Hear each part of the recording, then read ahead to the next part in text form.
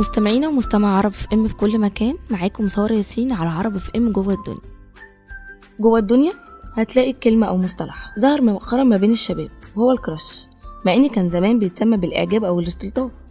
دلوقتي الوضع اختلف تماما وعلاماته كمان اختلفت شوية. الكراش ما بقاش يلمح من بعيد لبعيد ولا يبعت رقم تليفونه على منديل زي عماد حمدي. يعني ايه كراش؟ هي كلمة عصرية تستخدم في اللغة الانجليزية وخاصة في امريكا.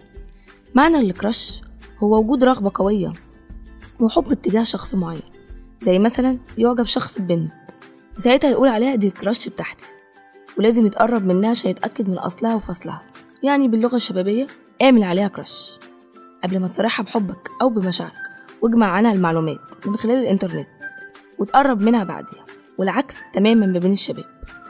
أزمة كائن الكراش إن مشاعره بتكون ناحيته أوفر جدا عن الحب، وساعات كتير المشاعر دي بتروح بعد فترة قصيرة. بس على مرحلة الكراش اللي عندك دي تروح بتكون زهقت من نفسك جامد يا عيني بسبب الفرهدة اللي بتكون فيها كل ما بتشوفه.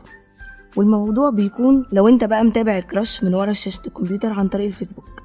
بس لو الكراش بتاعك معاك في الشغل، الفضايح بتكون علني بصراحة مش مكانها خالص.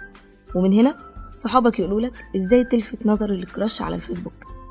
يعني تعمل لايك على اي حاجة بينزلها، ولو ما نزلش شيل اللايك واعمله من اول وجديد.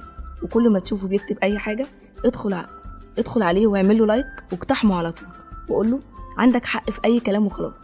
وافتح معاه اي موضوع على الماسنجر، ابعت له ايموشن بيعيط وقول له ممكن منديل، ولو ما ردش عليك اعمل عبيط وساعتها هو مش هيعبرك برضه. بس بعد الرسالة دي هيعمل حاجة من الاتنين، يا يضحك قوي يا هيعمل لك بلوك. واكتب عندك على الفيسبوك نفسك تدخل فيلم معين، بس بشرط يكون فيلم رومانسي وبيدور حوالين قصة حب. شير اي بوست عميق فيه رومانسية بس غير مباشرة عشان ما يفتكرش انك واقع، ده على اساس ان انا اللي قلته من شوية مش واقعين. واعمل تشيك ان في اي مكان حلو، وبقى قابلني لو عبرك. نزل صورك على الانستجرام كل نص ساعة، بتجيب جامد بتختصر مجهود كبير.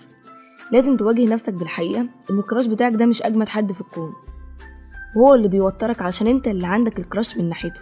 يعني ممكن جدا يكون حد محدش طايقه ولا بيعبر، بس انت اللي نفسك حلوة. فبلاش تاخد الموضوع على اعصابك قوي، ولازم تفهم انك حد جامد برضو، يعني مش قليل. اقعد كده فخم في نفسك بينك وبين نفسك، وخليك على سنجة 10، وخليك واثق من نفسك وامشي ملك يا معلم. ده الكراش يعني مش اخر حلقة في الجيم اوفر. اصل ايه الغرض من الكراش؟